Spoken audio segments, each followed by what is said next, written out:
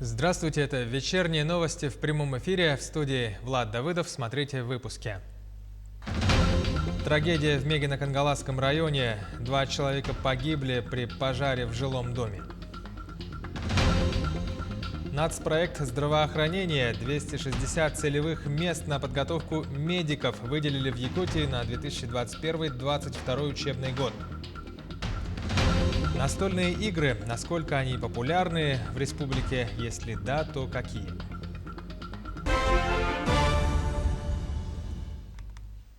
Два человека скончались в результате пожара в жилом доме в Мегино-Кангаласском районе. Возгорание произошло в одноэтажном частном жилом доме в селе Соломорук. Огнеборцы добровольной пожарной команды были на месте через 3 минуты, но на момент их прибытия открытым огнем горело строение, произошло обрушение кровли. На месте пожара были обнаружены тела 2 человек. Это мужчина 65 лет и женщина 58 лет. Предположительная причина пожара – короткое замыкание электропроводки. Виновный и ущерб ЧП устанавливаются. О подготовке Якутии к пропуску паводковых вод речь шла на совещании с федеральным центром.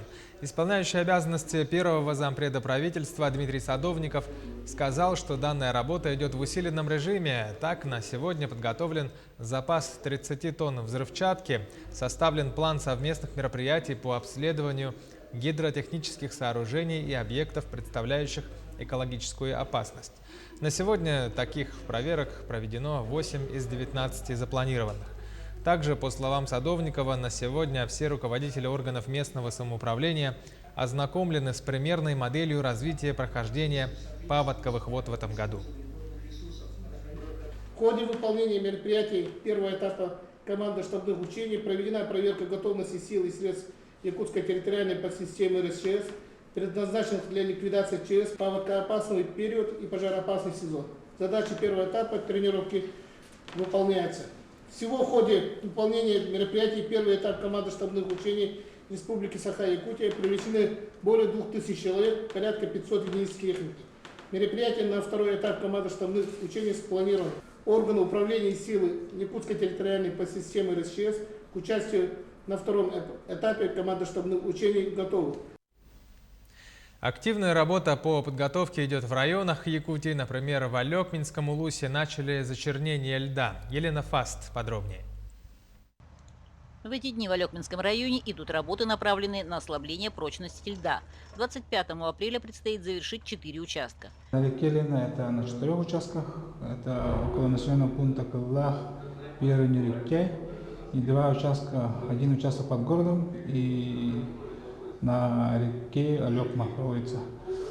Также у нас окончены работы превентивные на реке Тяня, полностью окончены. Так, общая площадь зачернения у нас составляет 64 га. Работы будут окончены 25 апреля. Каждый из участков является одним из ключевых. На устье Алекмы полосы пустили в несколько рядов. Подрядной организации здесь пришлось непросто. В этом году отмечается большое количество снега и торосы. Ну, нынче снега много, но лед мерили у нас от 75 и до 90 здесь. Вот на устье толщина получилась. Туда, ну, тоньше, Троицка тоньше. И получается на линии к трубе, вот там есть, ну, боржа, там вот такой опупок, и там дальше лед тонкий, ну, вода вышла, вода уже все. Мы из-за этого получилось, мы лишние полосы, нам надо было 1,5 километра, мы километр и по 500 метров еще лишние полосы сделали. Ну. В Тяне работы на сегодняшний день завершены. По остальным участкам также планируется завершение к плановому сроку. Елена Фаст, Максим Копылов, Алекминск. К другим новостям. По информации оперативного штаба, за сутки в Якутии выявили 28 новых случаев заражения COVID-19.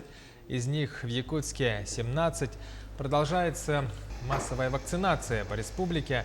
На сегодня в регион всего поступило 110 812 доз вакцины. Первый компонент получили 79 818 человек, вторую получили 53 589 граждан. Таким образом, использовано более 72% от поступившей в республику вакцины. В 2022 году в Вилюйском районе будет введен в эксплуатацию новый больничный комплекс, отвечающий всем современным требованиям. В этом объекте будут работать хирургическое и акушерское отделение с операционными залами, а также реанимация и клиническая лаборатория. В данное время активно идут работы по строительству. Сейчас ведутся работы, кладка перегородок внутри хирургического блока, хирургическое отделение. И на крыше парапеты устраиваем. И на улице строим крыльца, бетонные крыльца начинаем строить. Погодные условия не мешают. Вот в апреле месяце вроде пошла на потепление. Но если там вечером холодно, добавляем химдобавки соответствующим образом по технологии. За ненадлежащее завышение торговых надбавок на социально значимые продовольственные товары по мерам реагирования прокуратуры Нюрбинского района виновные лица привлечены к административной ответственности. За период 2020 года в ходе проведенных проверок выявлено завышение цен в 6 магазинах района, а уже в текущем году зафиксированы повторные нарушения.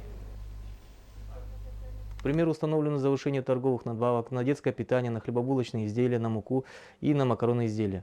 В этой связи прокурором района в отношении виновного лица возбуждено дело по части 1 статьи 14.6 Кодекса Российской Федерации об административных правонарушениях.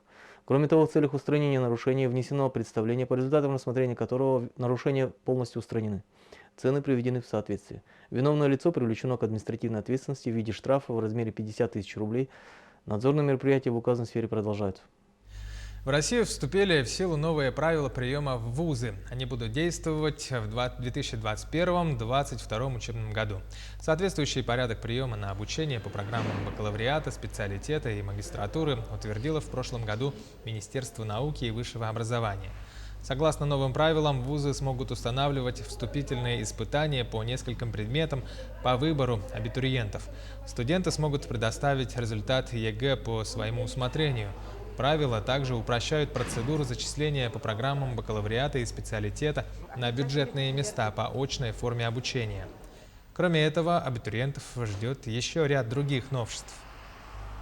У нас расширяются способы приема документов. Это абитуриенты могут подать лично, через Почту России, через личный кабинет абитуриента и через единый портал государственных услуг «Суперсервис поступления в ВУЗ онлайн». Так, ну и большие изменения есть по перечню вступительных испытаний для поступающих на обучение по программам бакалавриата и специалитета. Это вводится понятие как предмет по выбору для абитуриента. То есть есть обязательный предмет русский язык, есть профильный предмет тоже обязательный.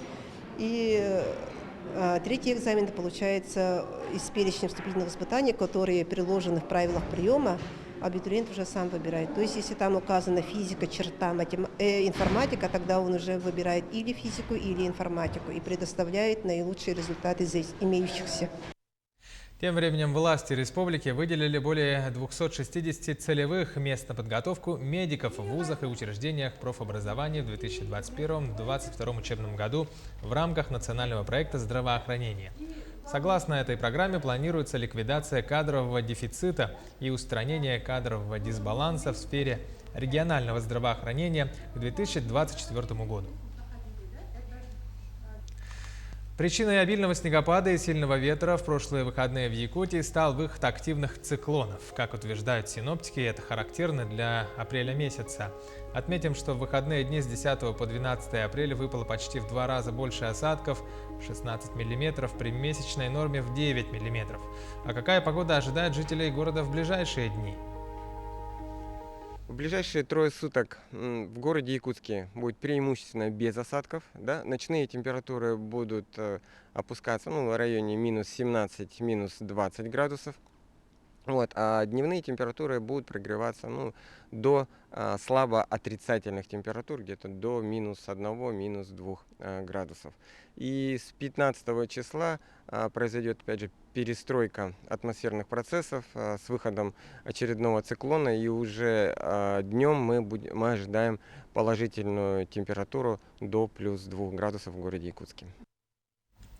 Сегодня день рождения отмечает настольная игра Scrabble, самая популярная игра в слова, созданная еще в 1938 году. Сегодня статистика говорит о том, что популярность настольных игр падает. Это связано с появлением гаджетов. Поэтому особенно важно развивать и популяризировать национальные настольные игры среди детей, так как они помогут развиваться игрокам в разных направлениях, рассказывает Алексей Лукьяненко.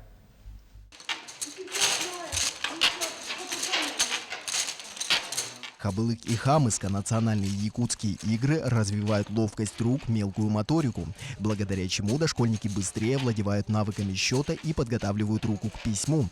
С 2017 года обе игры включены в программу игр Манчары. И, как утверждают юные игроки, для них настольные игры гораздо интереснее и полезнее, чем компьютерные конкуренты. Сидеть за компьютером, портить свое зрение, проводить, в доме, в 4 стенах.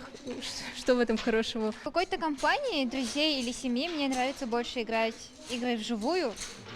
А когда я одна, мне, например, стало скучно, я могу сыграть когда-нибудь в телефонную игру. Мне это интересно. Мне больше нравится играть в настольные игры, потому что мне нравится сам процесс. Хабылык 30 штук, дается спортсмену 2 минуты. И он должен кисть руки держать на 10 сантиметров выше от уровня стола, подбрасываем, ловим тыльной стороной все хабылык и, подбрасывая, должны поймать только одну. И хамыска, да? Первый, постукивая, должен брать по одному, второе по 2, третье 3-1, четвертое поставить 4, потом поймать. 5, постукивая, взять все, и 6 подловить тыльной, подбросить и поймать. Старинные якутские настольные игры постепенно становятся национальным достоянием России, ведь это досуг не только интересный, но и крайне полезный. Для развития мелкой моторики для детей, для реабилитации пожилых, для реабилитации выздоравливающих людей, да?